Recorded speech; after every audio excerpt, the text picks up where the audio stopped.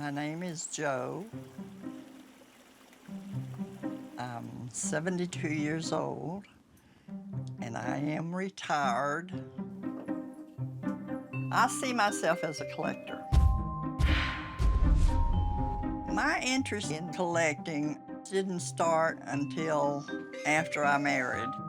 Every time Edward would get a bonus, we would buy an antique, and that was the beginning of collecting. I like my glassware. I love the blue and white. My mother told me that her father was a clockmaker. So maybe that's where I got my love of clocks.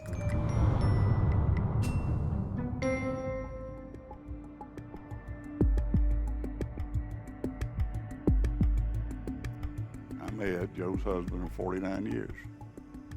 I was 25 years old when I moved in that house and bought it. That house is part of me. It's part of Joe. The house was not always like this.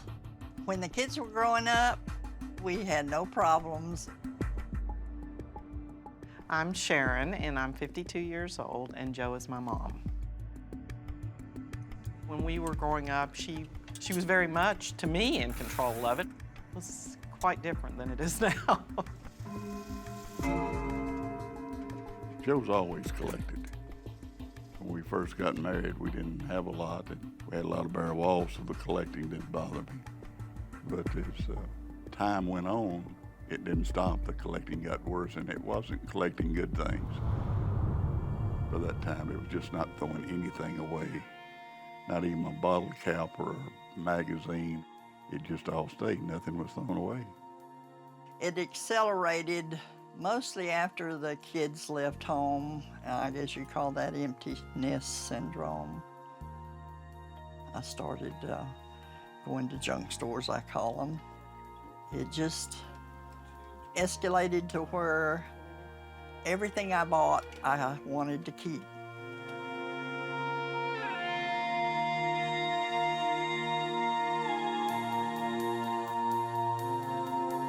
I'm Karen, I'm 52, and Joe is my mother. The part that really has bothered me is just how it has affected them. You know, that it makes them both seem so miserable.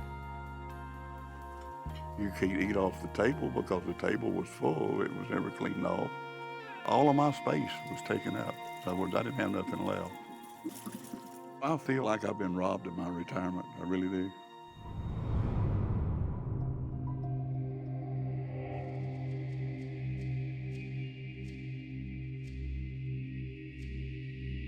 My name is Geraldine Thomas. I'm a certified professional organizer specializing in chronic disorganization. I think it would be best if you guys worked together as a family on that porch.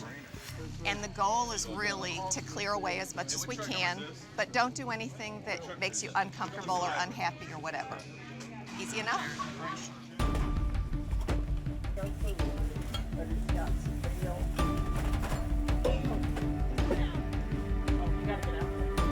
Today is the day that I have to make all my decisions. I know it's serious business. Right now, I'm extremely anxious. Joe's taking a huge leap of faith here, trusting us. Are you getting annoyed? You I don't know. She's just getting You're what? nervous that things are getting thrown away. I told her the other day that you can't be as miserable as she is and say that those things are what make you happy. Because truly, the happiness comes from the love in your life.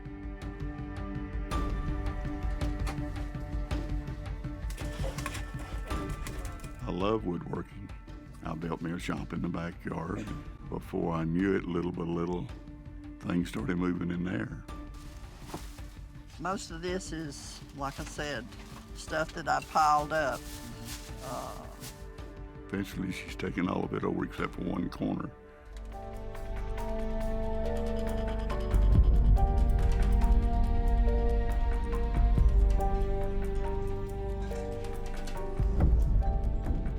Joe's not doing too well today.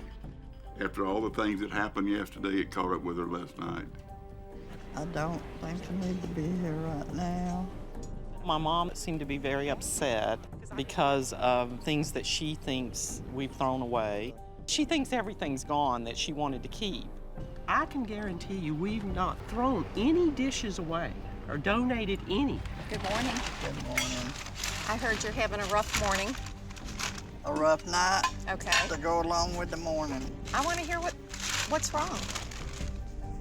My mind is in a turmoil. Okay. All I could do is lay there and think, I had this and I had that and I had that, but I haven't seen it. I'm Dr. William B. Lawson. I'm professor and chair of psychiatry at Howard University. This is a condition which has given her a sense of control, a sense of stability, and she indeed does have a strong compulsion in terms of maintaining and keeping what she has. These are my possessions. Okay. Trash? No, it's sellable. Well, why don't we go put it out? Yes, people buy mason jars with zinc lids. That's trash. Trash. Trash. Trash. All right. What is it? It's a possum that's alive. He's in there? Yes. Holy! Get that possum. Now, if you pick him up by the tail and keep it shaking. Yeah, seriously. All right, so I'm gonna go around behind you. Excitement! There you go.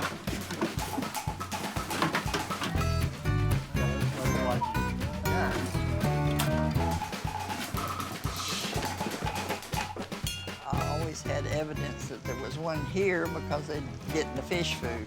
Wait, Oh my goodness. Big as a little dog. He's bigger than our dog we had. handle it.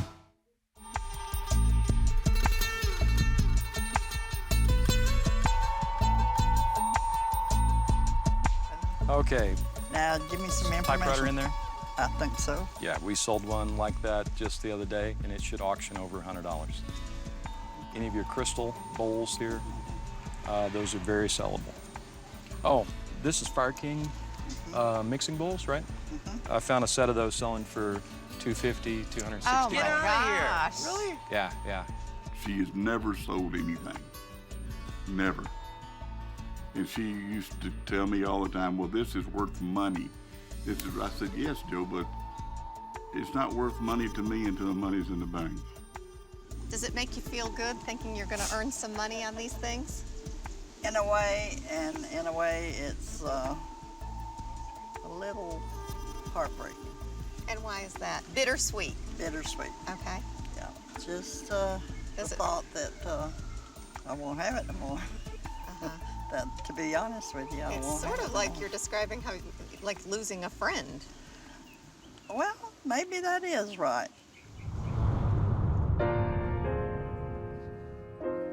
I have a collection of mugs from England. Well, now some of the beer mugs that I see up there on the wall are going to be average pieces. But it looks like you have some other pieces up there that would be very collectible to someone and should sell quite high.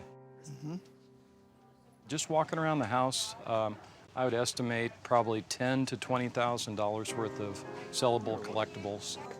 This is interesting from the standpoint that Jo is a hoarder, but she truly has collectibles.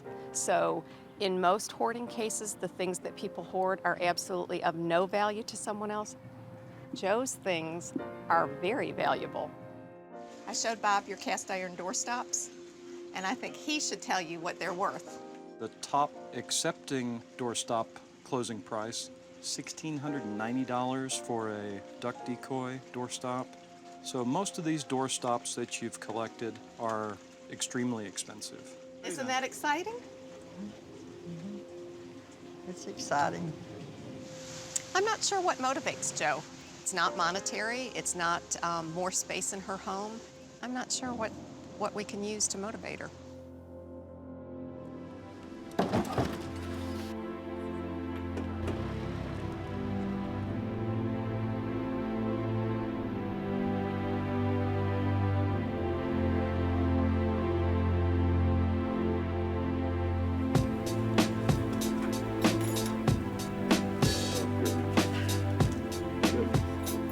Unbelievable.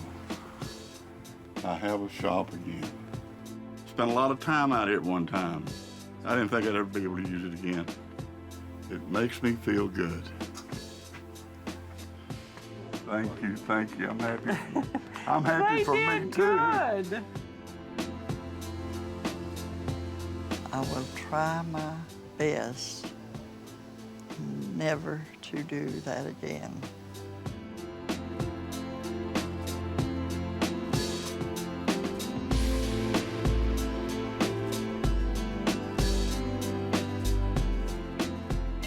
I think the best plan for Joe would be for her and Edward to seek some therapy together, and then Joe to get therapy on her own. This is not something that's going to go away immediately. I think we're going to require ongoing counseling, psychotherapy, and perhaps medication. I came here extremely optimistic, but she has already started talking about going shopping but not buying things. That's not a good sign. I'm not optimistic about her progress.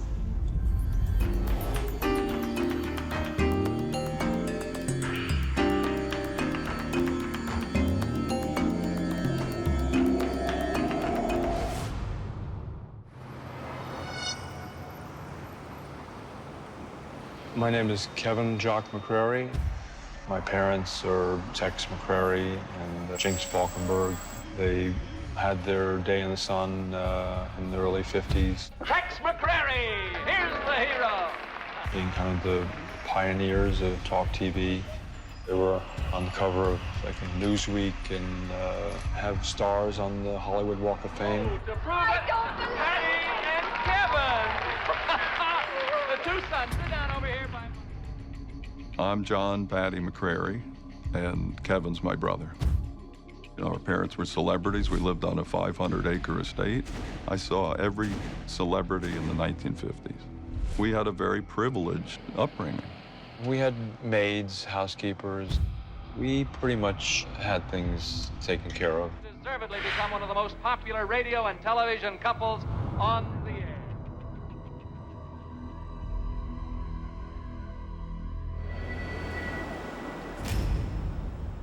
I think it's terrible that he lives on the streets.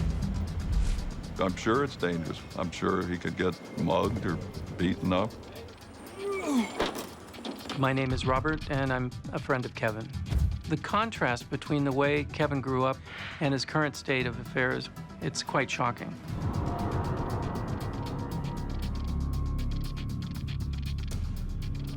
The easiest accessible way to get into my apartment is the fire escape.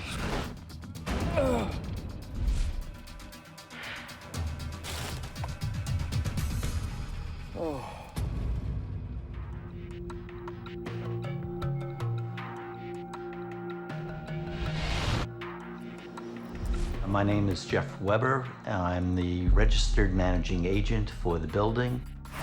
If Kevin doesn't clean up, he will be evicted for violation of his lease, for habitability, for endangering the lives of 19 other tenants in the building.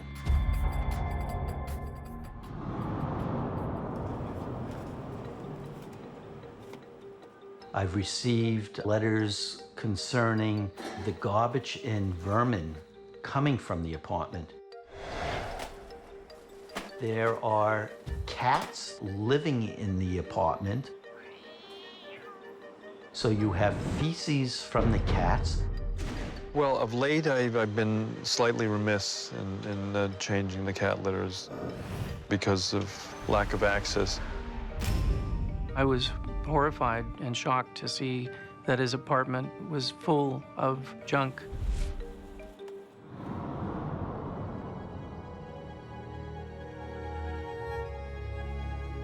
So when my father passed away in 2003, Kevin didn't really have a means of support.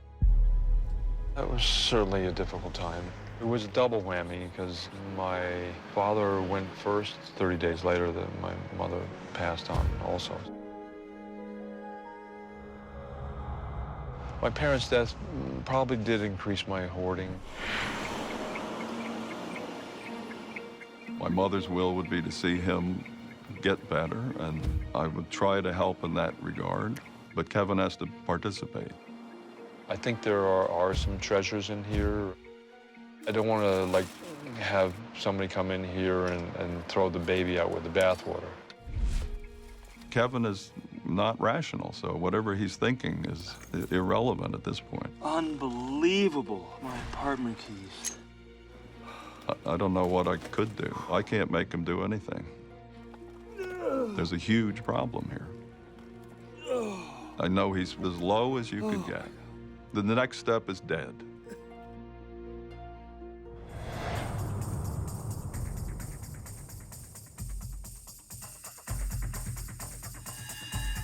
Good morning, everybody. Good morning. I'm Dorothy Brenninger. I'm a professional organizing expert, and I specialize in hoarding.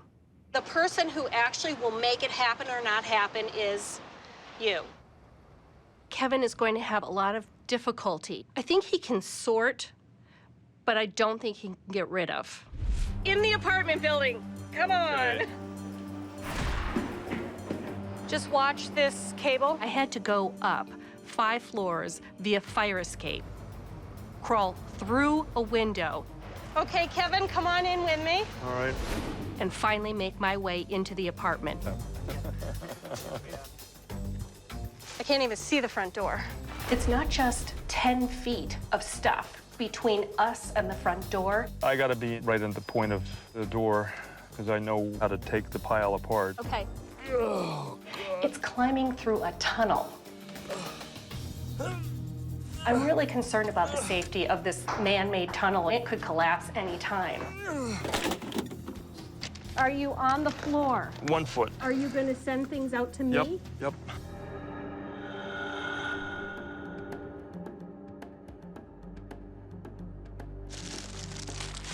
You can push it in more now.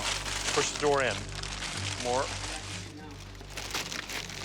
These bags are going to go all the way 4 flights down, through the basement and back outside for sorting.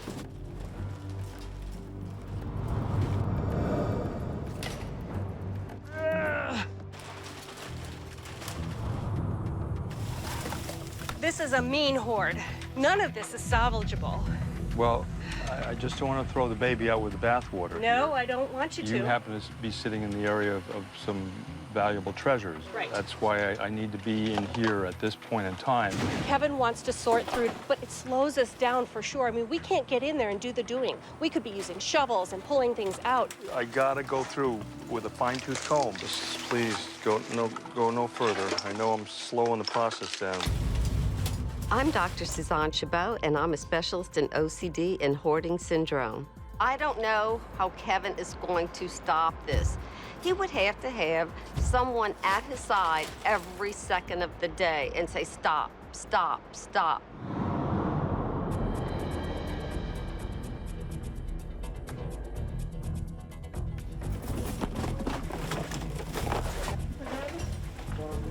Watch out, bitch. Garbage. Garbage coming down. Stay clear, garbage coming down. Storage. Storage. Garbage. Garbage. Got him.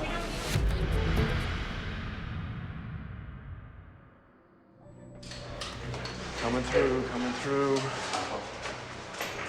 Does anybody want to listen to my instructions? Please do not go beyond that point of the filing cabinet. Leave everything that is there until I get there. I gave that explicit instruction yesterday and today. I want to get the procedure down so that we're all on the same damn page. He started swearing at the crew. Mind you, volunteers. They're here on his behalf, not getting paid, and he's yelling at him. Already, you're off the page, please. So just get back from there. If you want to take something out, take it from here.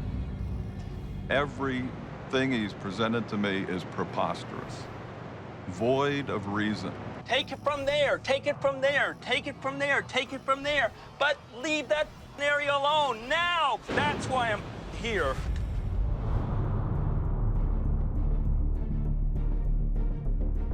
So 30 minutes to clear this room and 30 more minutes. Stay with me. Okay. 30 more minutes. I'm with you. Keep talking. Okay, don't touch this until Kevin is present. All right, I see it. Okay. In the middle of our urgency, that's what you're showing me. I got it. Now we're down to 20 minutes, so I'm gonna get the team. Place has to be clean. At 3 o'clock, Jeff Weber's coming. If it's not clean, you're getting thrown out. I had the last. Period. Let him drop this down. Just get it out of the way down there. He was just laying on that shelf rack and then pointing out what to do like nothing was gonna happen. I want you to, oh boy.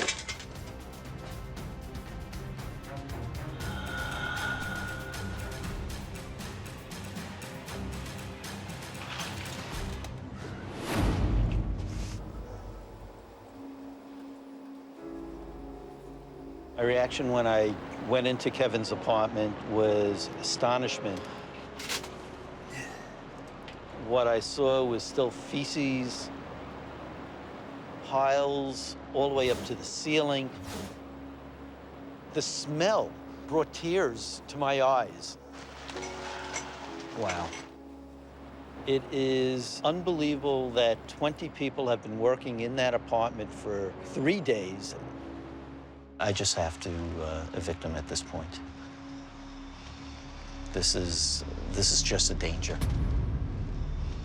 There's no coming back.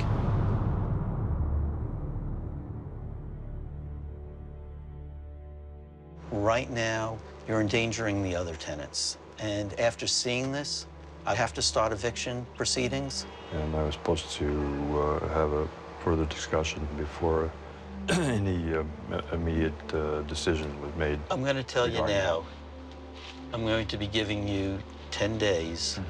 Within 10 days, we're going to start legal action. That's actual days or business days or? Actual days. He's so far out of touch with reality. He doesn't have a clue of how serious this is. What did you hear him say? It's not gonna work. No. You have animal feces in your kitchen. Right. I can remain in the apartment and see what I can do to change his mind.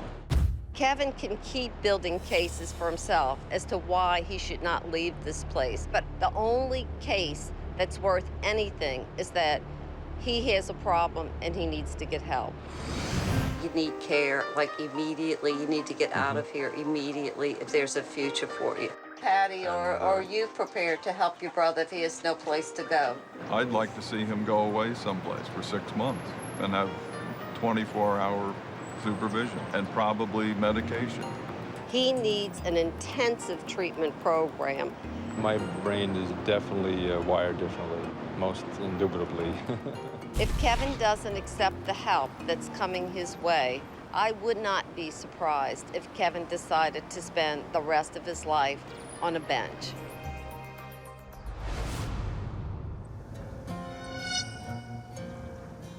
It's good old KTMP. We call it hometown country, 1340 right here in Heber City, Utah. I'm Judy, and I work part-time at a local radio station. You didn't go to the thrift store today either? I didn't make it today, no. I am a mother, a grandmother, a wife, and a hoarder. I'm Niall, I'm Judy's husband. Our house is full. There's a trail that goes from the front door to the bedroom and forks off to one of the bathrooms. And that's basically the house.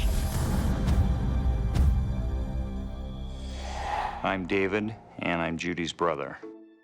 My sister is a really sweet person with a really big heart, but a really cluttered up and confused mind. After Niall's mother passed away, they inherited the farm. Look what I got. We sold 32 acres for $1 million.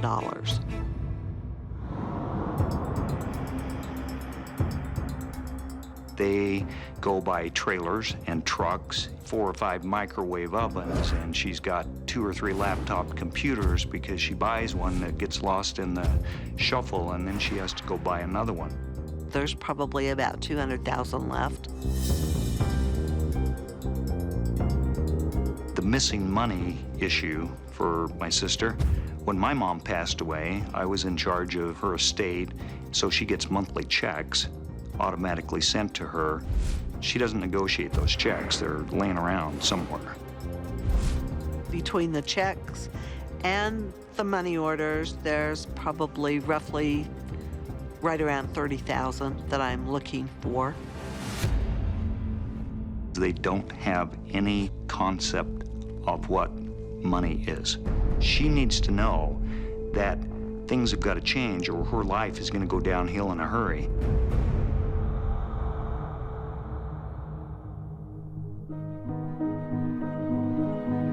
I have had a lot of losses, a lot of drama in my life.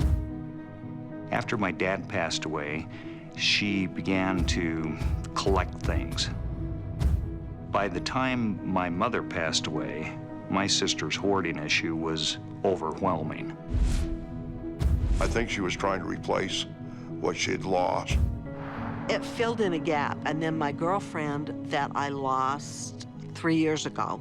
We did a lot of thrift stores, and I miss her so bad still. I think I could, maybe it sounds crazy, but I think I could pretend that we were still kind of doing it together.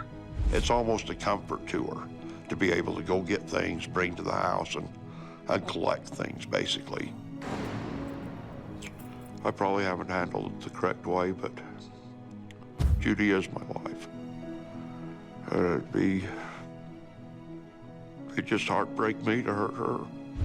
I'm concerned about her health, her safety, and quite honestly, her financial future.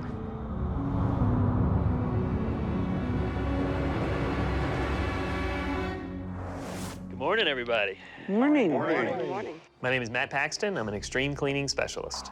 It's kind of a treasure hunt. There's some checks in there. Yes, there are. Do we know where they are? No. Everything that she does, her verbiage, her manner, everything is like, oh, no big deal. Life is great. Life is wonderful. She's in total denial with no reason to change. And I've got to get her to change in 2 days. The other thing I want to do is teach you the skills to keep the house clean. Because as quickly as we'll clean this place out, you can fill it up again. And I think the family would agree. Correct? Yes. We agree. Okay. Yeah. All right. Family, are we ready? We're ready. All right, let's do it. If it's Western, it probably stays. Western stuff stays. Here, look at this. We're gonna put money with jewelry, right? We got money over We here. got money here.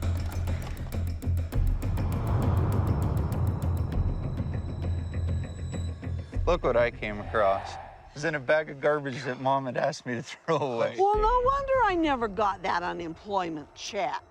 You did get it because you have it right there. This is from September of 2003. What do you mean? Void after 30 days from issue date. Anything that happens in her life is somebody else's fault. That was, in 03. 8.5 years ago. Well, I don't give a They owe it to me, and I want it. She needs to come to the conclusion that she needs to start blaming herself and taking responsibility for her own actions.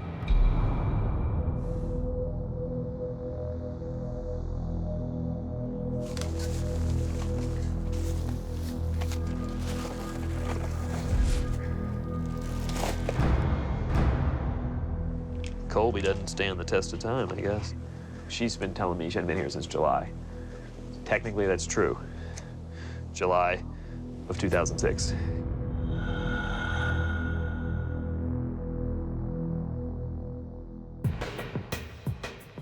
Okay, here's some purses, Rog. So, and a checkbook. I look at Judy as financially irresponsible, not as being spoiled.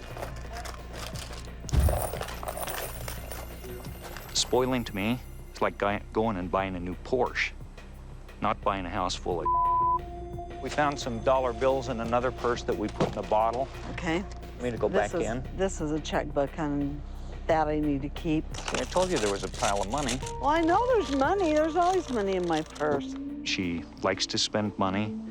I don't think Judy understands the value of a dollar, truly.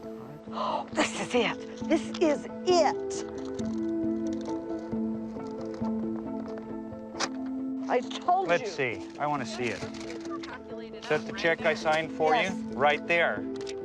Now give me that. That's my commission for this. It was exciting for her to get the money, but only thing that was good about that was that she's able to show her brother that she didn't lose it. She found it. She was really excited about that. Look, it's my check. I told you they were all together.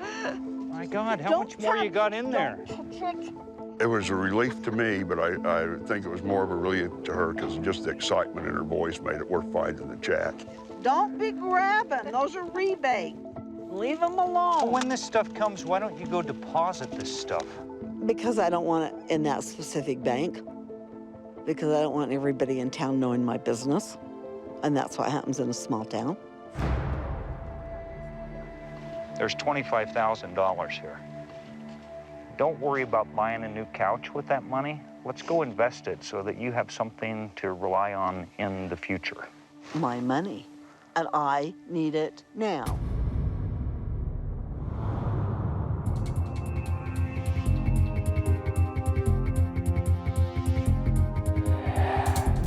Get rid of all of them. Hey.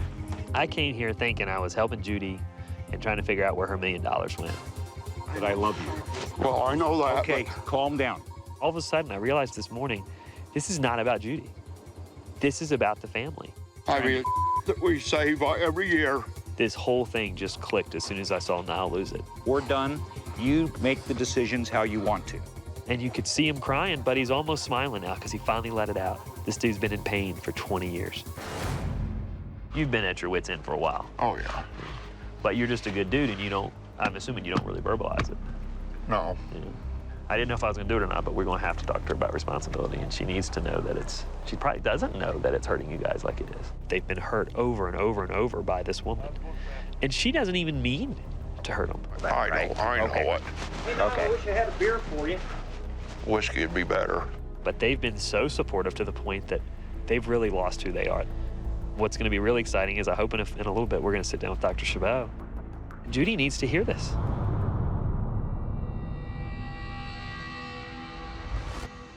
I'm going to start with you because you have spent many, many years of your life not being in this kitchen. So how could you, for 10 to 11 years, not say that you wanted to cook in your kitchen? I don't know. I just never wanted to upset her.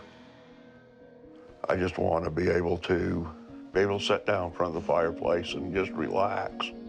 Me and David and Roger and Trish have done all this work to get all of this done so that we can help you and Dad get along. We love you guys so much and would love to be coming over here a lot more.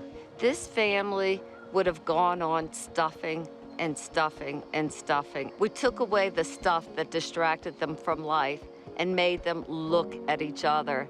And what a lovely sight.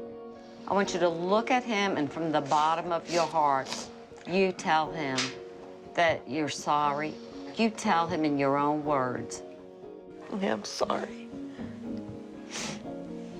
I didn't realize it. I've just been building this nest and this cocoon actually around myself and shutting everyone else out. And I am sorry. I'm going to work on it, and we're going to do better. I did not realize that I had crippled my family from being happy. When people think of an inheritance, they think of money. They think of $1 million. Wow, that could have helped so many generations to come. In this case, the $1 million kept them from growing. In some sense, it's good that it's gone because now the family can look at the real treasures.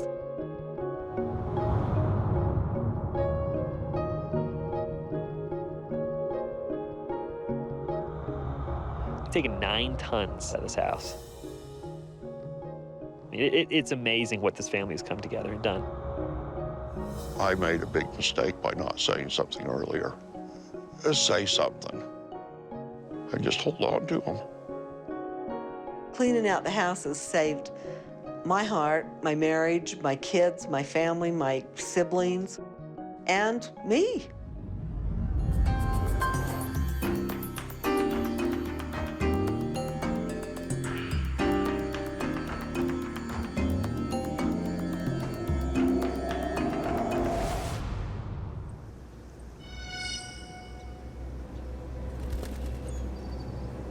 My name's Kathleen, and I'm a teacher.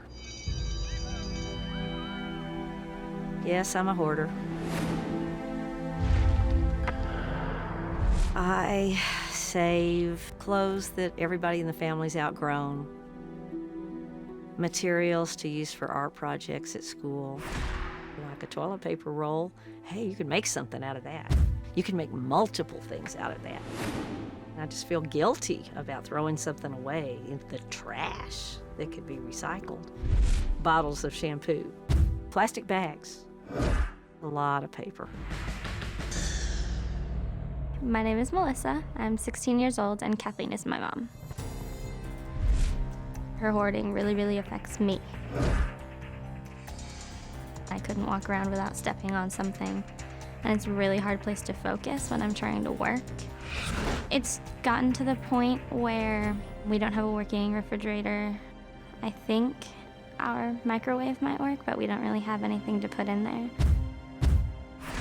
I barely eat at home.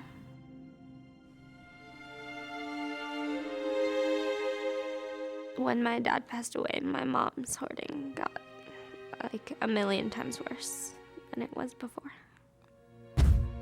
I think my hoarding did accelerate after my husband's death.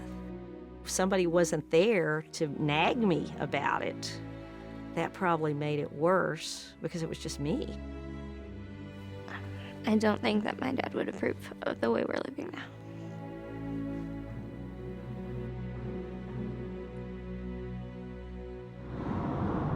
My name is Paula. I'm 52 years old, and Kathleen is my sister.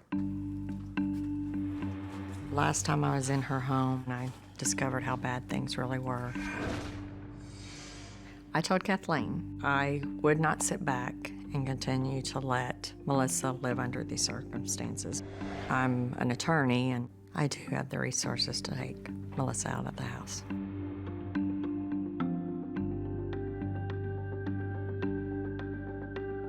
It does hurt my feelings to think that my sister Paula would try to take my daughter out of the house. I feel like a villain for exposing her, but I've done all this trying to prevent a situation such as Child Protective Services coming in.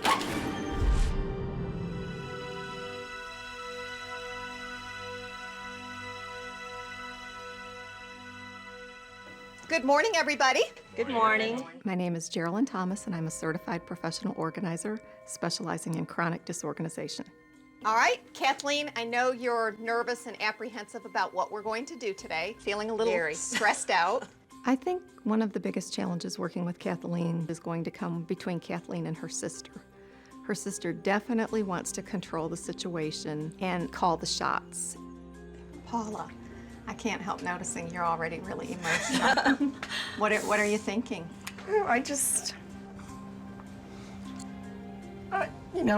Guilt. You have I haven't done something before now. My name is Mark Pfeffer. I'm a licensed psychotherapist and specialist in the treatment of people with anxiety disorders, including compulsive hoarding. When you approach these things, you think coulda, shoulda, woulda. You've been very instrumental in making all this happen. Problem. So I hope part of you, within that guilt, could also be proud of yourself. Okay, with that being said, let's go ahead and get started. Lead the way, Kathleen.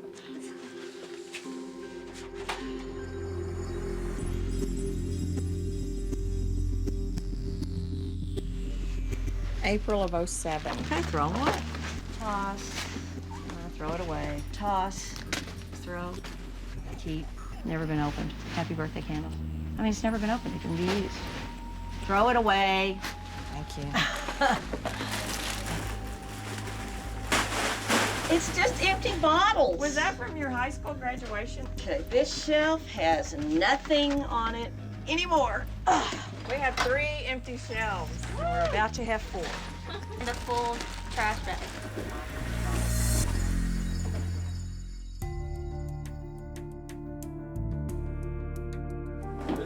It's leaking a lot of stuff. God. The situation I was living in was very serious. I didn't realize how bad it was until we uncovered a lot of things. I don't know what that is. I had no idea what was under all that stuff. Is it worse than you were thinking? Yes. Okay. First of all, there was a smell that automatically, I almost gagged. The health hazards are just too numerous to count. She has spoiled food, trash, black mold, everything that should not be in a person's kitchen. It's in there. Marco, what are you looking at? Gross. It was cleaned completely, this entire kitchen, by Marco and my daughter 3 years ago. And in 3 years now, we have mold. The smell is just What incredible. does it smell like to you? It smells like something is dead in here. Really? Yeah, it just smells strong Maybe decay. a rat got in. The kitchen definitely surprised me. It's a lot worse than I thought it was. I want you to look at the expression on your daughter's face and on your son's face and use it as motivation to never let this happen again. I was paying attention to the look under the masks. There was extreme disappointment and anger. It was a symphony of emotion that I won't soon forget. This is completely unhealthy, and I hate living like this. Oh, I'm so sorry. I don't know how it came to this.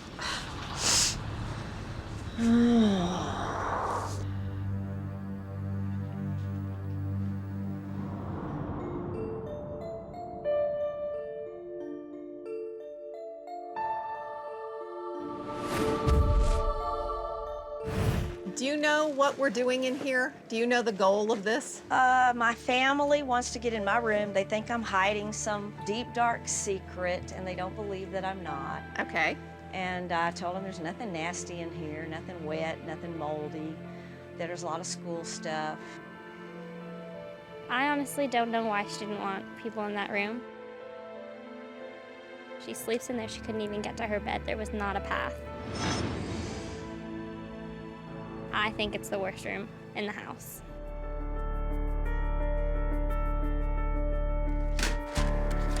What was that one? Doesn't matter. That is not trash. When was the last time you used it? Yeah, you did. That is not trash. Mom, you have. No, I'm not throwing that away. That's so not trash. many That of is those. very expensive. Those are all over the house. Where are you gonna put that? For Kathleen, the room that she is storing most of her emotional laden objects is in her bedroom.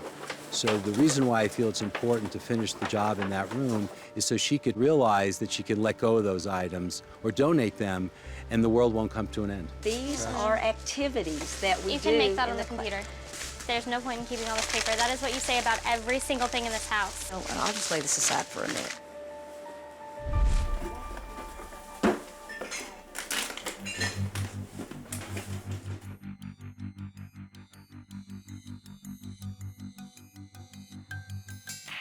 Everything we are seeing in this house is everything you have ever hoarded, period. You don't have a storage facility? Not anymore. I couldn't afford it. I actually was shredding what I thought were legal documents, and all of a sudden I found a document for a storage unit. But you do not have a storage facility? No. And you weren't still paying on it till 2007? No. Well, how come I found bills for 2007? 2007? 2007. I have one. So once again, this little trust factor between us has been broken. This crap is showing your children you don't care about their college, you don't care about their future, you don't care about them now, but you sure as God care about having storage units in 2 different states to put this crap in. That's the message you're giving to your children and to me. And once again, lying to me. Okay, I've said enough. I got very upset because, once again, she has spent money that she doesn't have on a storage unit for her hoarding, and yet these children have gone without. Kathleen, do you know why your sister's so angry? Are you hearing a few of the things she's saying today? Yes. And what are you hearing her say? I need to get rid of my crap. It was really necessary for Kathleen and Paula to have this blow up this morning so we could show Kathleen what Paula was feeling over some issues that I think has been going on in the family for many years. It's on you right now today to make decisions about that storage, to make decisions about being honest. And the most important person to be honest with is you. You hear me? Yeah. So let's work together and take care of it. Get back to work.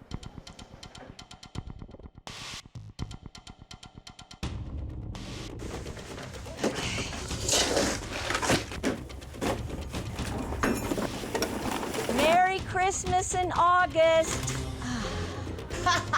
These are donate. Donate. Those can go. Trash, trash, and more trash. All of this.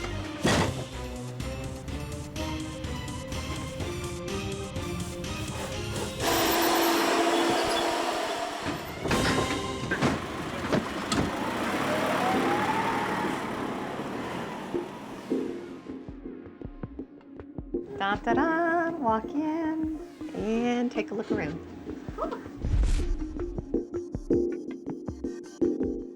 What do you think? It's Some places awesome. for your magazines. I'm excited to have my room, and it looks like I'm gonna be able to have friends over really soon. I'm so excited for you. This is great. This is exactly what I wanted for. There's still work that needs to be done, but no, I wanted her to have her space. Oh, this is a long time coming. I couldn't resist. Oh my God. I kept telling myself and other people that I could do it by myself. And obviously I couldn't, because it went on for years and years and years and years and years. This is the person who lit this whole idea on fire. Do you feel appreciated? I definitely do. I don't think she's going to be as quick to try to cover up her acts because of being caught. I mean, it's obviously not going to be easy for her. She obviously has a problem, so we really just got to seek out help for her, and hopefully she can be better and we can keep this house clean. I am not resistant to therapy. I'm excited about therapy because I know it can only help.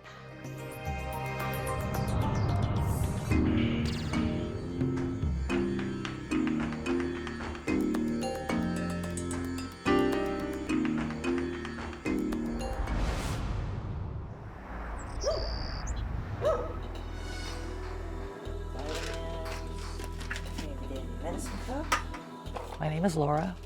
I'm 47. I consider myself to be a writer, but I'm disabled. I can't work. I haven't worked since 1996. And I have a chronic pain problem. On top of that, I've got stage 4 colon cancer. I don't want to leave this clutter for my family to have to deal with after I die. I'm living on borrowed time right now. I really should be dead.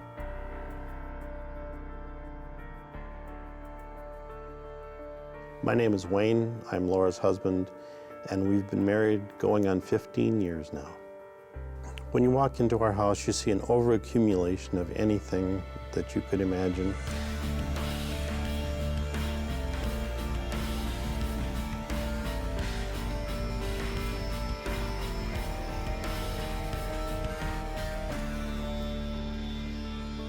When it comes to helping other people, that's been my education and my training.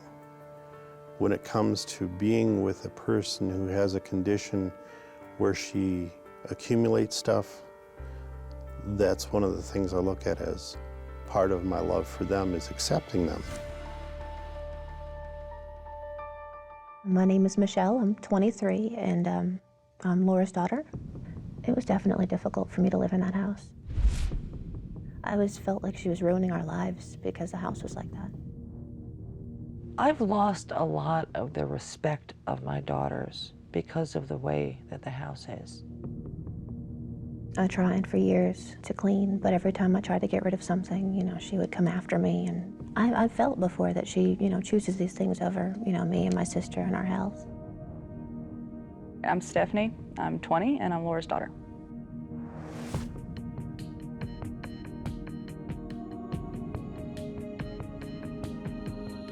My mom doesn't want to be alone all day by herself because, you know, Dad works 7 days a week.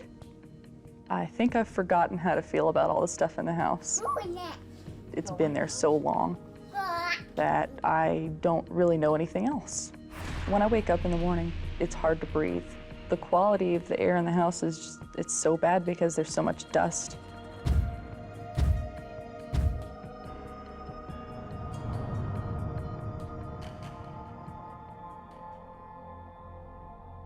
Olivia's 18 months old now, and she's just running around, getting into everything, and it's dangerous for her. I don't want her to be pulling something down and just have a huge pile of stuff crash down onto her. To think that, you know, she's growing up there, you know, she's got no place else to go, that she has to put up with that, and she could be getting sick because of that. It's heartbreaking, you know, I mean, she's just, you know, a little baby, and she doesn't deserve that. She'll pick up things and put them in her mouth if she's not watched. We've actually had her pick up cat poop before and put it in her mouth. It bothers me that she's starting to grow up the way that I grew up. I don't want to see her go through what I had to go through. This cancer, no matter how much it gets beaten back, it's going to keep coming back. And eventually it will kill me. And it is tremendously important to me that I get this place cleaned up before that happens.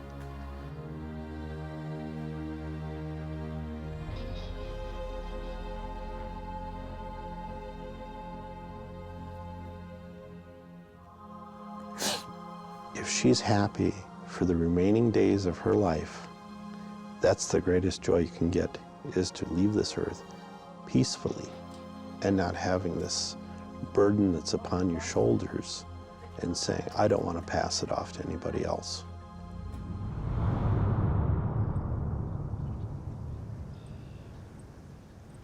Good morning to everyone. Good morning. Good morning. I'm Darnita. I'm a life management specialist, and I work with people with chronic disorganization and clutter.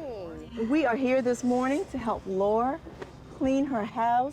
The first big decision that I need Laura to make is to relinquish control and trust that the people are going to follow the orders that we give them, so that she doesn't have to be in control in every room. My name is Dr. Robin Zazio. I'm a licensed clinical psychologist, and I specialize in OCD and compulsive hoarding. Nothing will be thrown out without Laura and Wayne's permission. It's very, very important that you guys honor that request. Okay, we've got a lot of work to do. Everybody ready? Yeah. Okay, let's get going.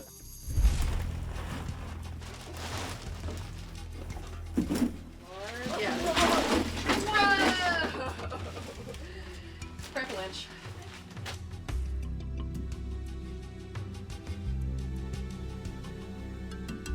Oh, wow. Yeah. Oh, this is I mean, the feces is just falling out of it. Yeah, it's horrifying. I Yeah. didn't know it was this bad. Yeah. The further we got, it became more and more disturbing because we began to discover cat feces that was covering clothing and bedding, and it was literally stuck to the floor.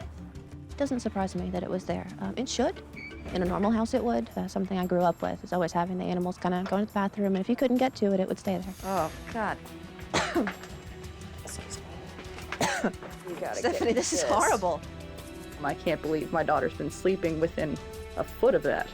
Oh my gosh.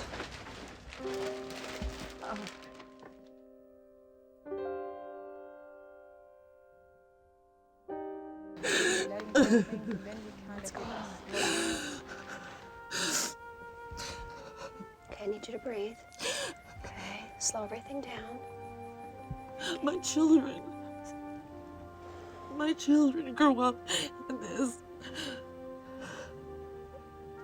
Michelle is sick because of my house. You didn't mean to do this. I let it happen. I let it happen. Looks like you're getting a nosebleed. She's getting a nosebleed. She started having a nosebleed, which is rare in this case. There is a number of side effects that you can have from chemo. She developed what was called pseudo-seizures. It's more based on a catatonic seizure, where she freezes and then we have to gradually move her arms and put cold cloths on her face. I'm sorry, baby. I'm sorry. This has been a major change just in the last couple of days for us. Excuse me, Gina? Yeah. I think something's going on with Laura. Oh, yeah. I got to take care of her. Here. Laura, can you hear me?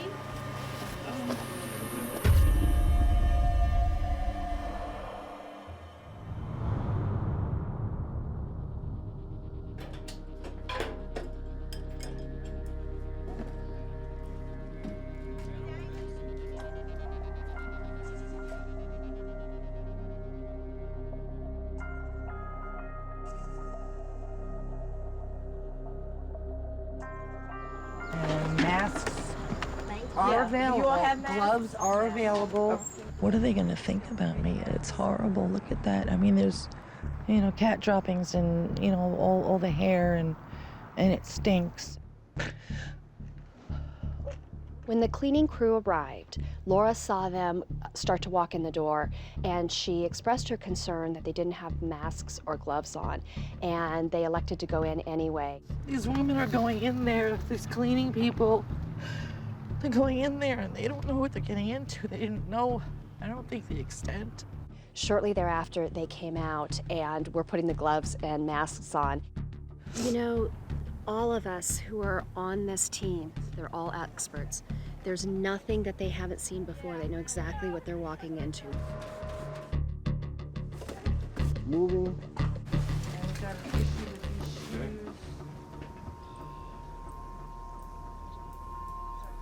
I took Laura down to the basement and she was overwhelmed. She was crying tears of joy. Oh my God! This is a lot different. Oh my God! This is a lot different. Oh my God! Are you happy? Unbelievable.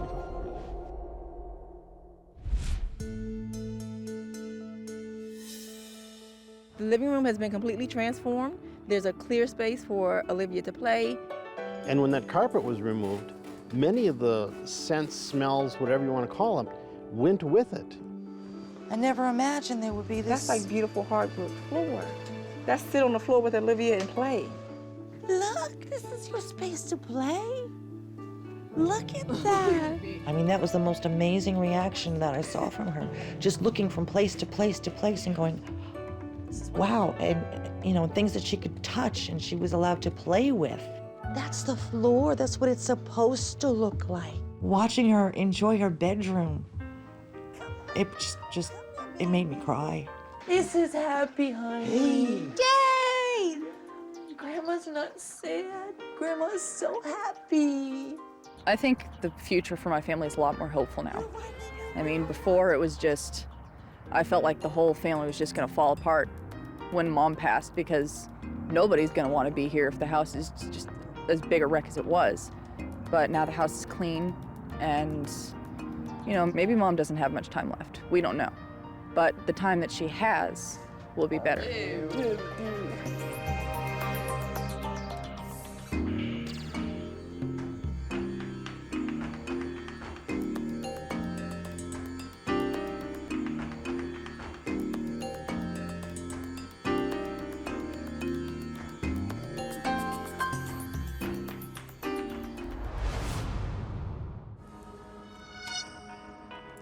I'm Brian. I'm 52. As president of the Condo Owners Association here, I help oversee the 7 buildings and 28 units. I'm Jesse, I'm 19, and Brian is my father. You would think as the president of the Homeowners Association, his condo would be the best looking condo there is. I don't think the Condo Association would really care.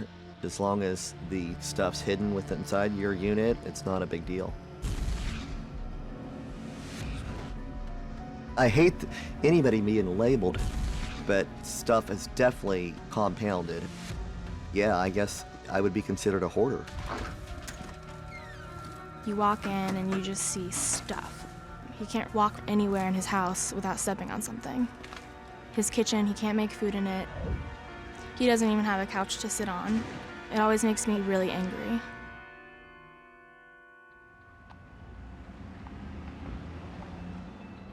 I love bargain shopping. I think it's the competitive side of me. If it has a $1 sticker on it, my dad is gonna buy it. It's too big. When he sees a bargain, he just makes up some reason why he's gonna need it in the future. That's a bargain. I shop for my children, for other people. I collect stuff to give away as gifts. Thanks so much. He's always buying gifts for people, but he never actually gives them to the people he's buying them for. He doesn't need those things that he's buying. I can't get it across to him that he's gonna run out of money eventually.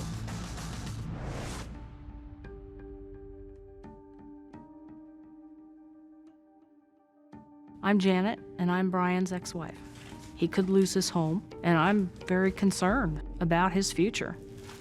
Recently, I've lost my job after 30 years in the IT profession, and I went through bankruptcy, but it's really not a big deal. I'm Carolyn, and I am Brian's mother. It's not good seeing the two grandkids in a hoarding situation. Our son, as he got older, wouldn't return calls from his father, wouldn't see him. He turned on his dad. When my kids moved out 2 and 3 years ago, things snowballed.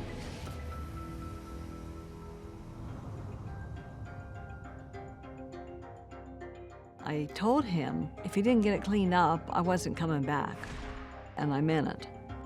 I felt like my dad was so alone that I needed to be the one to stand up for him. But I'm really sick of taking care of my dad rather than him taking care of me. I don't think he understands how I feel. The hardest part for me is seeing the pain this is causing my daughter, Jessica. She's at her wit's end, and she will have to walk away.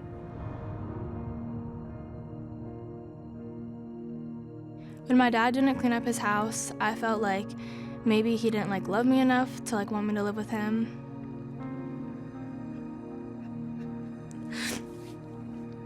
It's really hard to think about.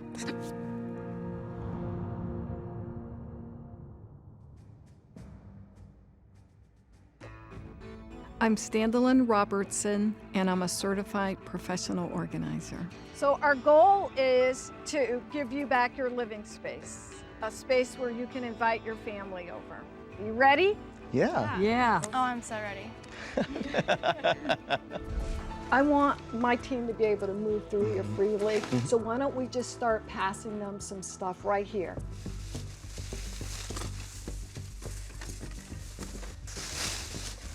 Even if it's trash, let it go. Look, You don't need to sort through it. Let them do it.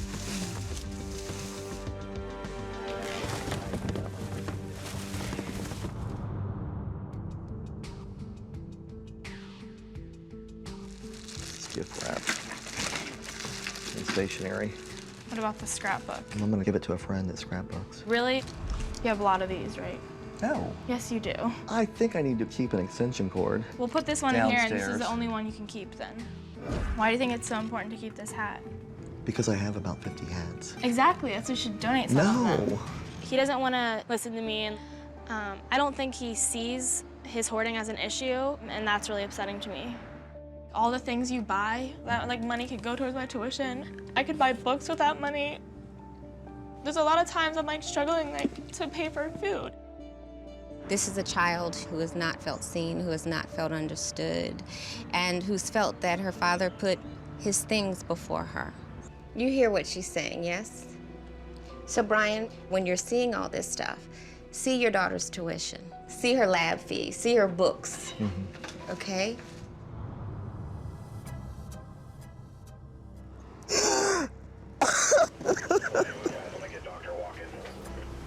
What happened? He just got off the phone with his work. Uh-huh. He was pretty upset, so the doctor's going down there. Brian? What's the matter? Checking in with Brian this morning, he was very distraught. Brian just lost his job. He's in financial ruin right now, and this was his only source of income.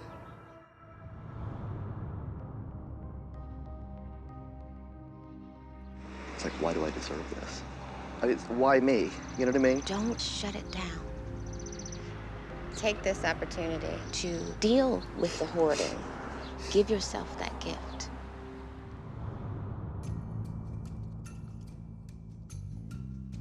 Let's get going on this kitchen. I want the two of you taking things out as the two of you sort through things. All right, Great. you got it. Okay, I'm gonna get out of the way and you guys start organizing. I have never seen anything like it. It was piled full of items that didn't belong in the kitchen, photograph albums, things like that laying all over it. Oh, yeah, that mail? I can't believe how much paper you have on top of your stove. It was a real fire hazard. I was shocked to see it like that. What's going on for you? Living like this is not healthy. Your kids need you, or your family needs you. So. It's okay. That was heavy. I love you, Mom. It's really coming home for her that he's in danger and she's worried. And she says, we need you. And that was important for him to hear because he hasn't felt needed.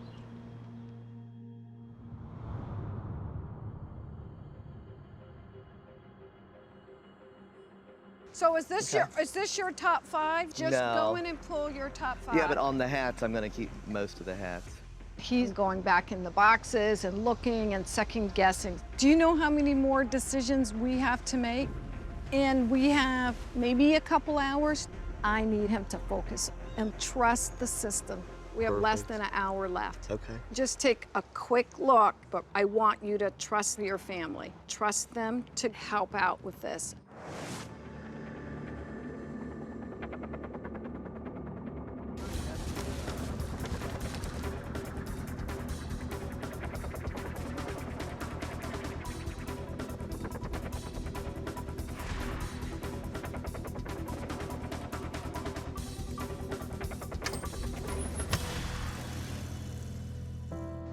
Okay, we're ready to show you your place, and I want it to start here because it's the porch. This is a wonderful entrance. The president of the HOA can be very proud of. Let's go inside.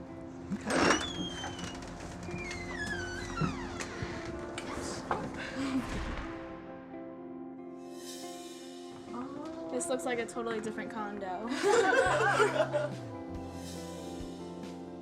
Wow. Nice. Wow. Wow. And here's the nice thing.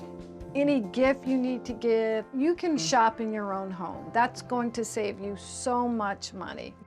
Brian is still in financial crisis, but with the house being cleaned out, he's removed a number of the hurdles, and he's not alone. He has people that care about him, and he doesn't have to hide anymore. I would love to bring people into your house now. Like, no more embarrassment. I would just love to bring people here. I feel like I have my dad back. I can now hang out with him in his own house, and I don't have to be angry at him anymore. I'm gonna invite my brother, and I want us all to get together and have a good time. What are these tears about? Tears of joy. Yeah, they're tears of joy. I'm just so happy.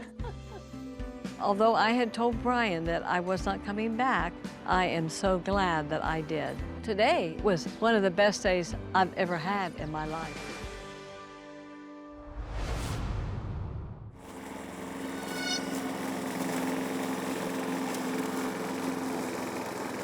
I'm Barbara, and I'm totally disorganized. I have almost 1,000 books. I have clothes, I have shoes, I've got lots of dishes, lots of cans of vegetables, and lots of cans of fruit, and lots of cans of beans. I'm Rebecca, and Barbara is my mother. My mom, she spends a lot of money at the thrift stores, but when that money is gone and she doesn't have money at that point, she goes to the garbage and she collects stuff out of garbage. It's incredible how easy it is to accumulate stuff. She doesn't see that there's anything wrong with what she's doing. And that's, I think, the hardest part for us, because we know that there's something wrong. I'm Jerry, and Barbara is my older sister. I just can't believe the conditions that she lives in. I would feel like I'm in Abu Ghraib prison if I was in conditions like that. I've closed myself off from the real world. I really have. I've been living in my own little funny world. She can't take a shower in her home. She can't sleep in her own bed. She can't cook in her own kitchen.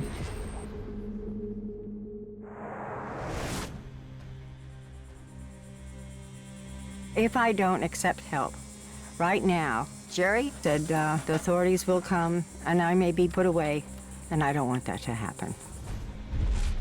It is just a crying shame that it would actually have to come to that.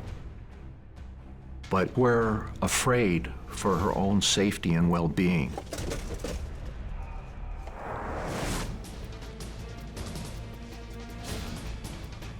Morning, everybody. Good morning. My name is Matt Paxton. I'm an extreme cleaning specialist. Who is tired of this mess? Raise your hand. Okay. Are you tired of this mess? Your hand should be raised too. I know you are. The reality is that if we don't get this house cleaned, the family is going to call the authorities. They are done. They have done all that they can do, and they are emotionally and physically fed up. You need to be present and responsible. Are you guys ready to roll? Yeah, we are. Let's do this.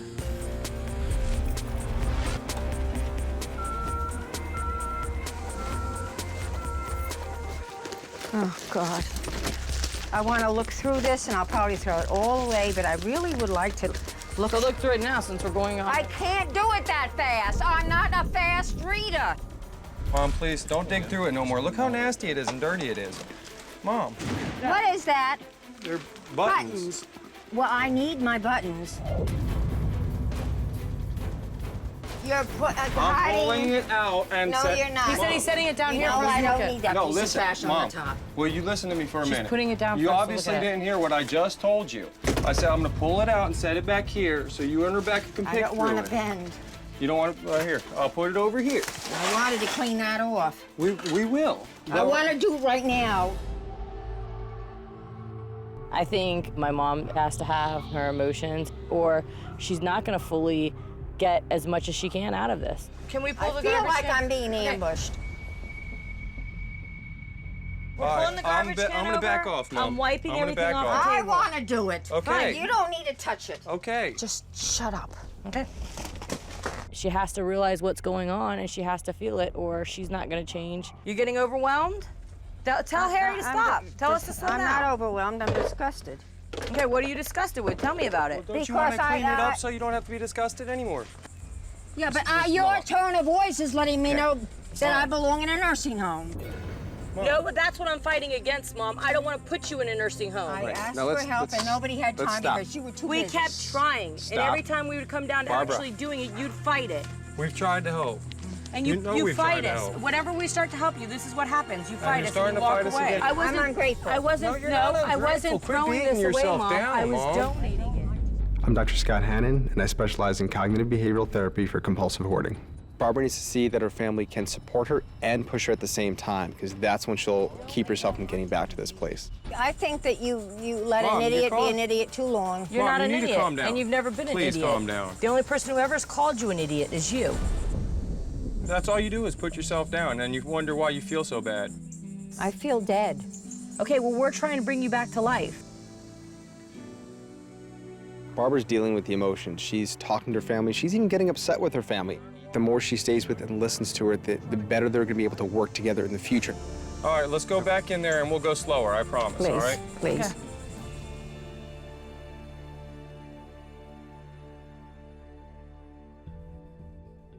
That's disgustingly dirty, and it's missing eyes.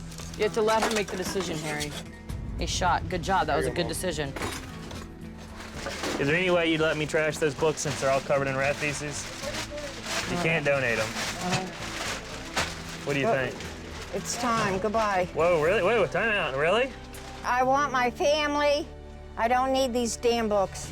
Okay, good She's job. letting me toss all these. Awesome. She's letting me toss all of these books right here, this whole rack. That's awesome. Just Good job, Mom. Look at this clothing, Mom. Look at this. It's all ripped up. No, that's rat infested. That's the garbage. Do you want to donate this? This will be donate. Trashing it. Good job. Yay! Woo! That was awesome. We're seeing a lot of improvement from everybody. This family is learning that they can have a fight and actually still love each other and everything's okay. I do this every week, and I rarely have a family that works this well together. I feel sorry for you. I'm dead serious. I'm just I don't hear that very often. You're communicating, period. I just appreciate that you're communicating, okay? Yeah. This is a great example of a family coming together, putting their problems to the side, and working as a real family.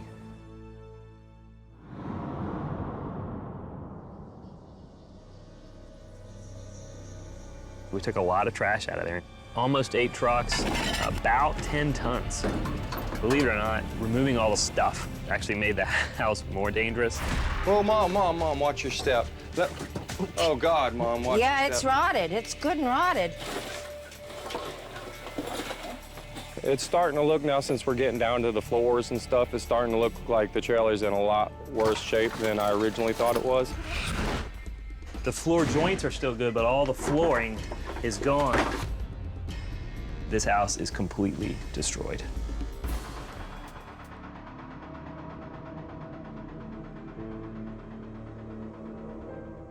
We might end up having to just replace the trailer itself, but before we do that, I want to be able to know that my mom knows where she made her mistakes, and she'll be more cautious about getting the house cluttered like this again. This is a family that has realized hoarding is not a one-person deal, and now the family is committed to working together and solving this problem. And I think if I can get her out of the house and spend more time with her and show her that we are there, that we love her regardless, that maybe she'll keep the house clean. Mom, come on. Barbara's got a family to work with her. She's also going to need other professional support to keep her moving forward. She's always dealt with emotions by avoiding. She's got to learn a whole new way, and that's going to take time.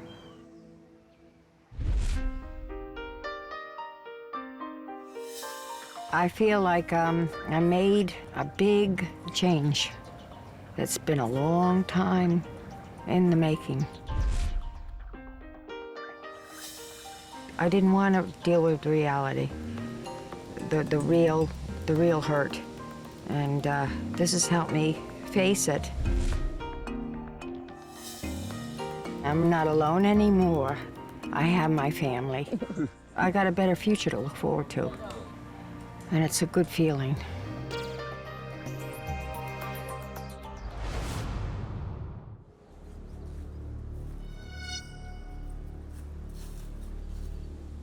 I'm Richard, and I like pretty things.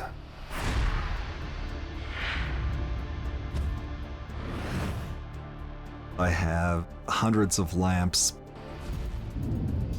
100 sheet sets. I have laptop bags, canvas bags, leather bags, jewelry, pottery, silver settings, nice high quality clothing. I do have so much stuff that there are no paths left in my house. I'm Andrew, and I'm Richard's brother. Richard has always closed himself away from the family. He would never allow any of us in his house. We have been working with him for years to try to help him, and he just would never receive help from us.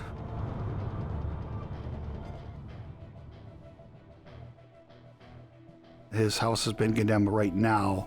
It happened over a year ago. He lives in a homeless shelter. I do have my own room, but it is just a small 6x8 room with only a single bed in it. I did bring a lot of things from my house to make it comfortable. I'm Therese, and Richard is my brother. At the shelter, he was starting to bring tons and tons of stuff into his room. They have weekly inspections, and he could stay there as long as he passes these inspections. These are people that are trying to help him, and you have to follow rules.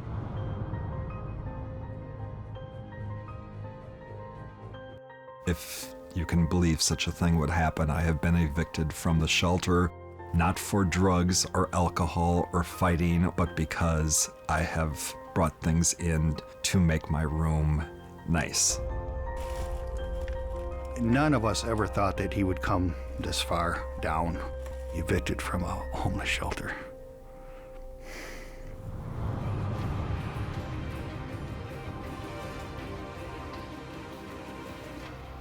Good morning, everyone. It's so happy to have you all here. I'm so happy to see family members here to support Rich.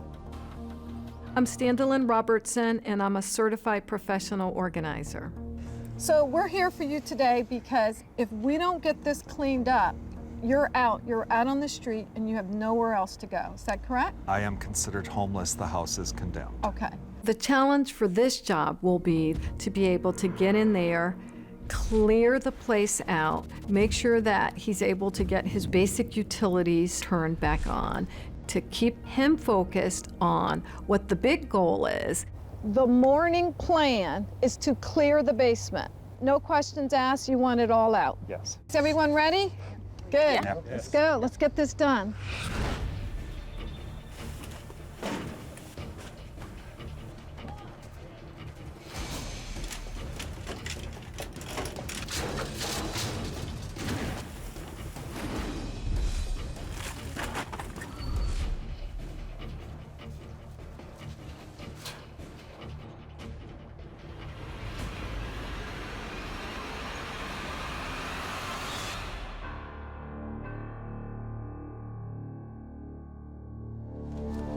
So this is a keep? That's a How many keep. fans do you have?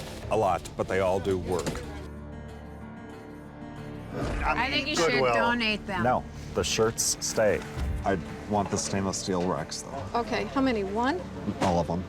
I want all the clocks and lamps. He wants all of the clocks and lamps. We can't. Rich, you can't. These clocks are wrecked. They're not wrecked. They are wrecked. Look at them. They don't even stand up straight. They're wrecked. They're junk. I have to wait.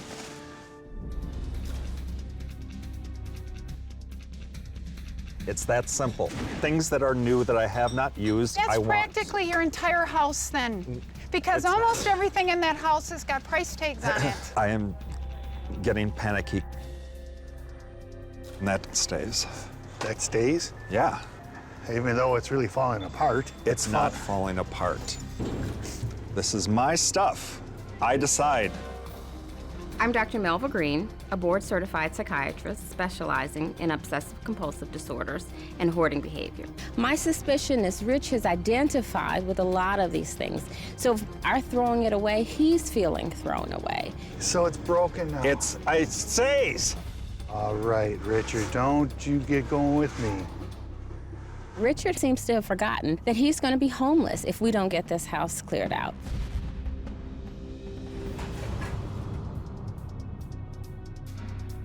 You made a commitment that you would let us help you. Yeah. You came up with the basement. You said, the basement first. you guys knock it out. I know my situation. What happened?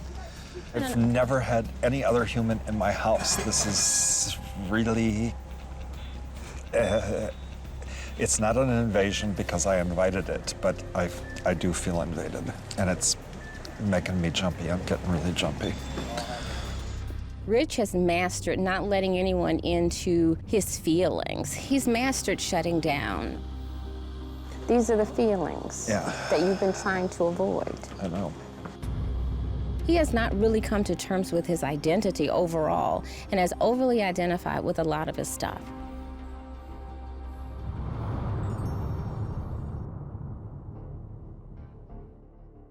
What was the decision on these two things? I can return that. No, they won't if it's closed out stuff and they can't put it back on the shelf and sell it. They won't. Believe me, No. all of the customer service people love me. They Well, love it me. doesn't look like you've been taking anything back. I think way deep down he understands the goal here. Until he lets us make more of the small decisions for him, it's frustrating. It can be returned. It's torn. They won't take it Yes, back, they will. Rich. They go back. Anything that can return is going to be returned. Then why didn't you in the last 8 months when you've been doing nothing? Answer that for us. I'm really impressed with Rich's siblings. They're showing him how they feel. They're expressing themselves. It's even difficult for Rich to handle all of it. He's had in his mind that they're ashamed of him, they don't care about him, and that's not true. I want you to stop blocking us out. I want you to stop blocking us out. You are. We're asking you questions and you're turning away. I can't think right now. It's because you won't let yourself go. Let yourself go. Will you please trust us? Yeah. You're not trusting us. I need you to open up to us. You keep telling everybody that we don't listen to you. We don't relate to you. You need to start telling us what is going on, because it's not about this stuff. It's not about this stuff.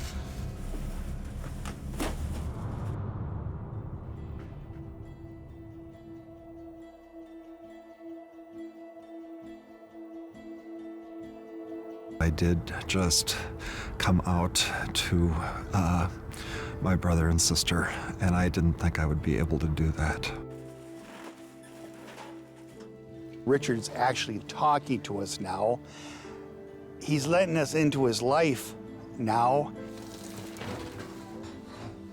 I think it's great that Rich has used this as an opportunity to be honest.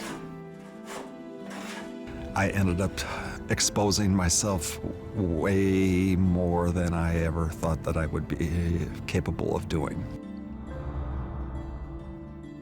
Rich has to really see that he's worthy, that he can be well, that he can have the life that he's imagined, so he doesn't get right back into the same patterns of hoarding behavior.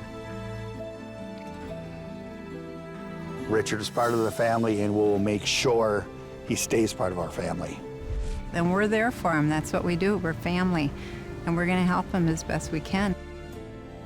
I consider this whole event as a life-giving rejuvenation, and I'm going to try to rise out of the flames like a phoenix.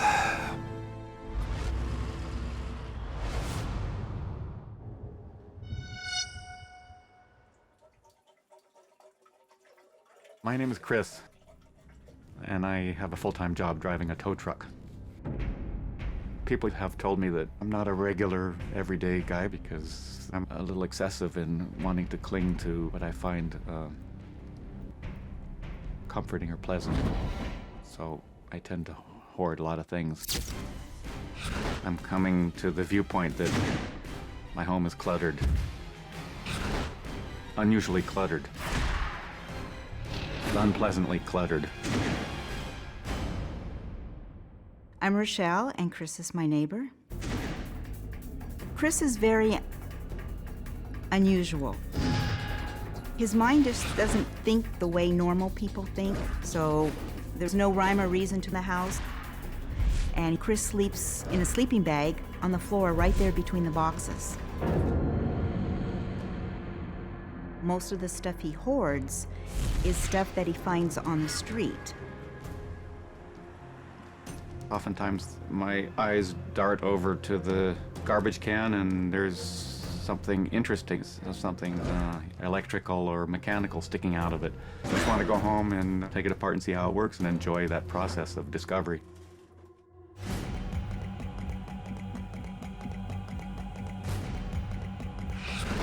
He's spending probably between $15,000 and $19,000 a year on storage units. My storage units are somewhat problematic because the expenditure exceeds my monthly income. Chris is in serious financial difficulty with his credit cards, with owing the IRS.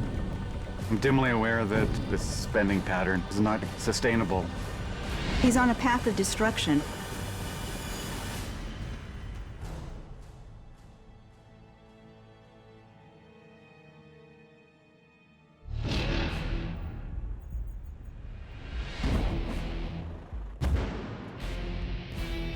My name's Corey Chalmers. I'm an extreme cleaner specializing in biohazard and hoarding. Dr. Chabot and I have a lot of work cut out for us because Chris is a very fragile, sensitive man. And if we push him too hard, he's gonna break. So you want to do one item at a time and it's either yes or no? That would work for me. Would that work for you? Just picking it up once and making a decision? Yeah, that's an intelligent way to do it. Chris, are you getting upset? Well, it's just a process that has to be done. I don't know what to say. Talk to me. No, take a second. We're just starting to go through the beginning items in the kitchen, and Chris is already showing extreme agitation. You seem like you're throwing things out of anger now, and I want to make sure that you're not throwing away things that you really do want. Gail, my sister, is upset, and I'm trying to alleviate her suffering. I'm trying to cooperate. I'm Dr. Suzanne Chabot, and I specialize in compulsive hoarding. Chris is in a really intense state right now. He has the sense that if something is going to be done, he has to do it, and he has to do it really fast. If you disengage from this process and just toss stuff without talking through it and understanding why and all the emotion involved, you're not going to learn anything from it.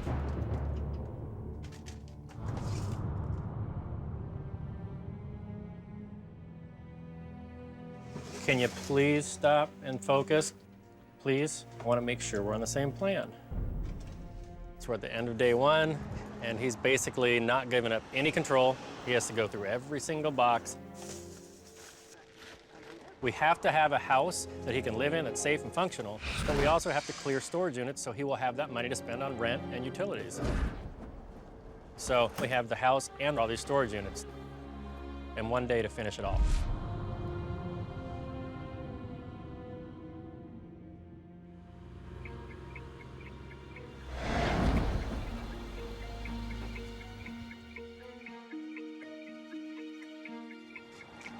Okay, Chris. So this is everything that was loaded up.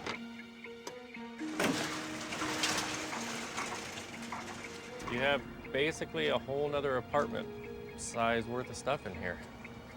And this is costing you $7,200 a year. How many years have you had it? Yeah, decades. 1 decade, that's $72,000. Wow. And you have 5 more of these still to go. If you think of $72,000 and how long it takes you to make that much money, would you give someone $72,000 for what you want to keep out of there? I don't know. I don't know what's in there. Well, let's Let's go. see what it is. Let's see what it is. Yeah.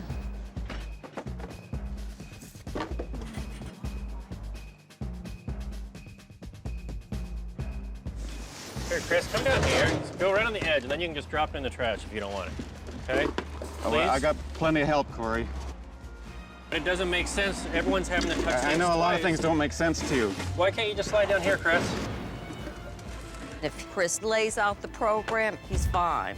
Once we take over and say, this is how we want you to do it, he's gonna put up a wall, and then anybody outside of that wall is an enemy. Can you put the boxes under the table, please, Chris? Please? Just so this guy can we come. can get more boxes out here, and you can dump I it don't right in need the trash more bag. boxes at a time. I need one box at a time, and then I can do it most efficiently. But if I'm talking to you, I can't work.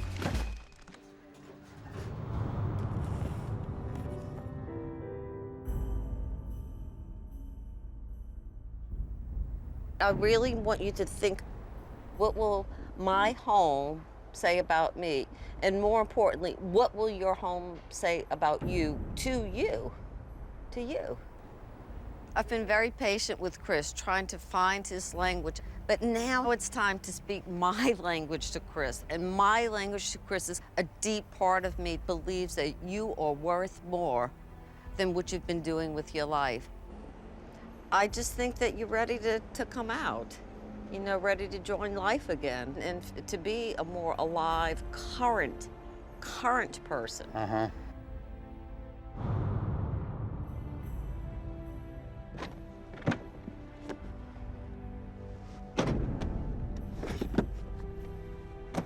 That just happened to be an easy box. Maybe you just to make better choices. You ever thought of that?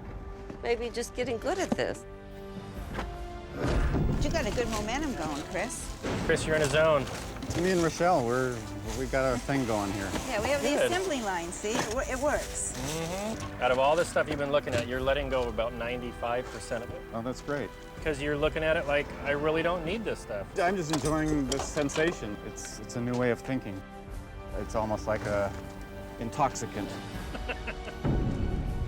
This is a major, major turnaround for Chris. Carpe diem, right? Seize the moment. Seize the moment, seize When the the- moment. Because I got a It won't team. happen later It's like on. that, right, that's right. It'll happen now. It'll happen now. Or it won't happen. That's right. I mean, what a transition from Chris fighting everything to cleaning his entire house and cleaning out all of his storage units. I mean, what more could we ask for?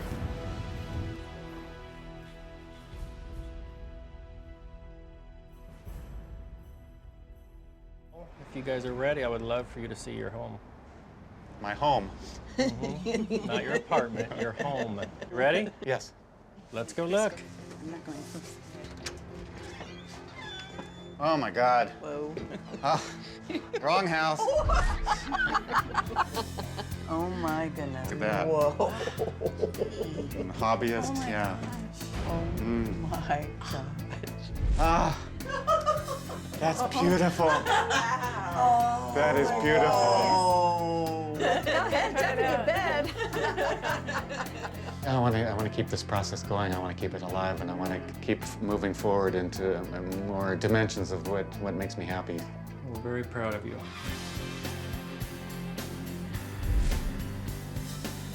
I have great hopes for Chris. He wants to be with people. He likes people. Now people can come into his house. Would you like to have people in here from time to time? You know? Yeah, that choice is precious. Yeah, this is a place for living. Right. Yeah.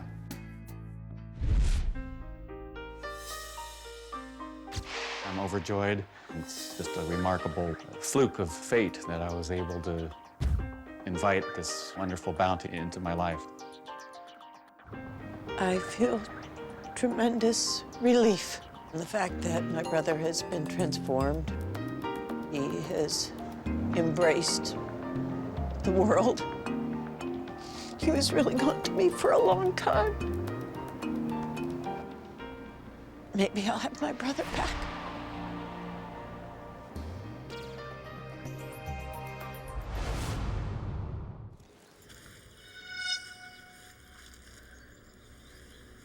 I'm Janet, and I'm a retired visiting home nurse. Definitely, I am a hoarder, yes. You can open the back doors, but you gotta squeeze through.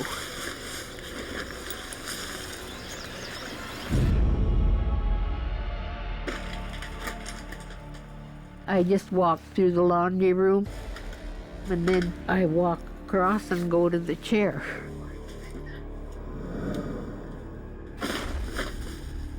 My name is Beth, and I'm Janet's daughter. The inside of the house is absolutely dreadful. And I just can't believe that my mom lives like that.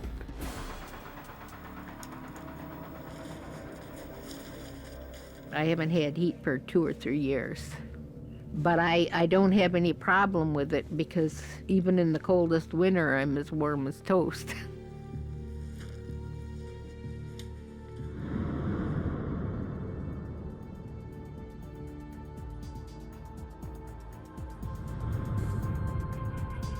When my mom has to go to the bathroom, she walks out the back door and just goes outside there. I do not have an outhouse out there. I go to the bathroom on the side of the house where it's private. She has a hard time walking, and for her to try to climb over a mountain, obviously you're gonna have an accident if you can't make it. That's why I get those pads and wear them. My name is Keith, and I am Janet's second son. My mom feels comfortable in the mess that she lives in. If my sister wasn't driving this force, my mom would live like this the rest of her life. If my mom refused to clean up the house, I would absolutely have no choice but to call protective services.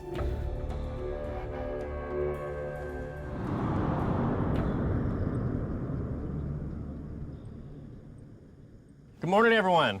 Good morning. We are all here today to help Janet, who's facing a pretty serious crisis. My name's Corey Chalmers, and I'm an extreme hoarding cleanup specialist. Janet is an extreme hoarder. She's living in absolute squalor. I've actually seen homeless people live a cleaner lifestyle than her.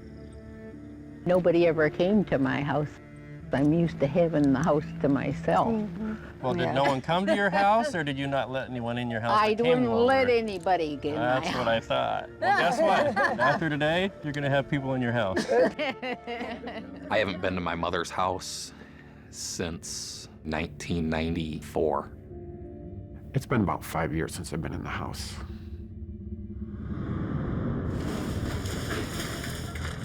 Below the top layer, I mean, everything was just filthy. I mean, we found stuff dating back to 1993. The last 2 feet was almost like wood pulp brick. And as you got closer to that chair, the thing has got a little bit denser and it got a little bit stickier. I'm getting more and more pissed when I'm in there. We could have 6 more people in there easy. Just pick another spot and just start digging down to the floor. Oh, it stinks. My brothers and sisters are losers for not coming out and contributing to this. I don't know if we can do this in 2 days. It's terrible in there.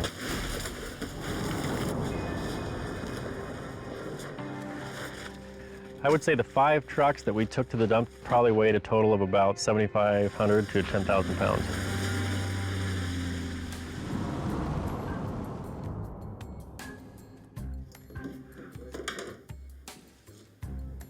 Hey, what are you doing here? Mary? My name is Dr. Robin Zazio. I'm a licensed clinical psychologist, and I specialize in OCD and compulsive hoarding. Beth mentioned that there was a split in the family. What are you doing here? You're not friggin' welcome here.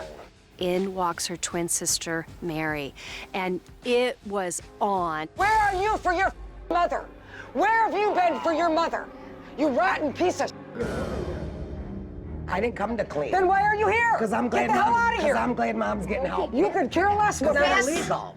She's not. You need to grow up. I don't want her here. Nah, She has too never bad. been This here is not for your her house. whole She's life. not worth arguing with. She's never been here for my mother. You're only here because you want to fix this house up because Mom's leaving it to you. Okay. And you want the money. Sure. You're only for Mom for the money, Beth. Okay. You have no. When Mary walked into the house with the dog in her hands, I knew she was here just for show. I Hang on didn't one say a second. word to Hang her. on. She Hang on one came and second. attacked me. I came through. Hang on. The one thing that I want to say that I don't think you're aware of is that this house was hoarded up to here in trash. Your mom has no heat. She has no water. Hang on. She never hang told on. anybody that. I understand that. I'm not blaming you. How you doing, Janet? It can be helped. Have they always fought like this? She fights with everybody in the family. Mary does. Because I wanted what are you doing here to now? say a prayer for Mom. Oh, you're so full of. We'll make our point. Okay, we'll make our point. All right. Annie, it's been 4 days I know. that we have had help. She wants to come on day 4 at the very last minute to go, hey, hi, look at me. Don't you think I'm pretty? Beth, we all know that. Mom, I do love you. You know I do. Okay. Listen, I kills me. understand what you're saying. Beth, everybody sees it. When was the last time you visited your mom here? Probably about 3-4 years ago. It is. My dad has begged her and said, let me send people in to do it, and she's refused every time. Then you come over here and you throw it away for her. Drop this. I don't want to drop it. I want you to live a healthy lifestyle. Yeah, I know, but this one doesn't know how to tell the truth. Mary is just like her dad. She lies most of the time. Are you going to tell him how you locked us all in the basement at 12 hours a day crying for my dad? Yeah, Mary, 'Cause that's Dad's the right. only one that kept me That's right, safe? Mary. That's right. You know what? This is one of the most dysfunctional families that I've worked with. How can I be saying that to you? Amongst themselves, they just can't get along for 2 seconds. Just like my father. Negative, rotten, manipulative, and treats my mother like. Where have you been for the last 4 days? I tried to call you, you wouldn't answer. Stop. I need to walk away. Okay, I think that's a good idea. There's been so many different stories told. I don't know where the truth lies.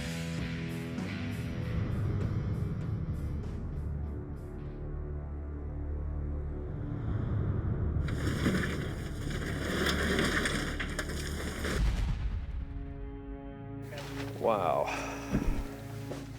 We gotta get Janet out here. Hey, Janet. What I would like to do is throw away all this food, whether it's expired or not. No, because it's out here and it's been in this gross garage. It's not gross in the Listen, this is common sense stuff. This is expired food, That's over expired common makeup. sense to a degree. Janet has a hard time letting go of food. Even if it's expired, has mouse droppings on it, it's filthy, gross, she wants to keep it. I can't let you keep all this food that is literally sitting on the floor in here where rodents are running around. Can we just close the door on it? Just Say- throw everything away. No, we're Go not ahead. throwing everything away, Mom. We're throwing away the food. This Mom, food it's is gonna be- unsanitary. It is not unsanitary. It is. We're gonna feel much better about this later, okay? get all brand it's new tough No, right now. I'm never gonna feel better about gonna- wasting stuff. Go ahead.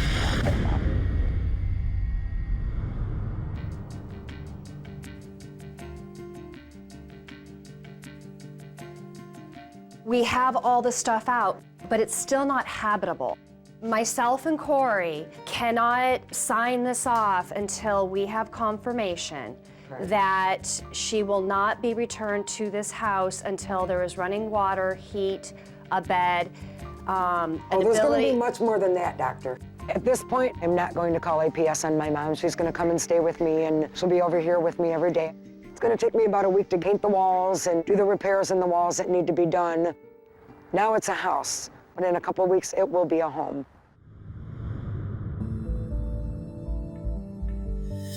If you come back in 6 months, this place is not gonna be full.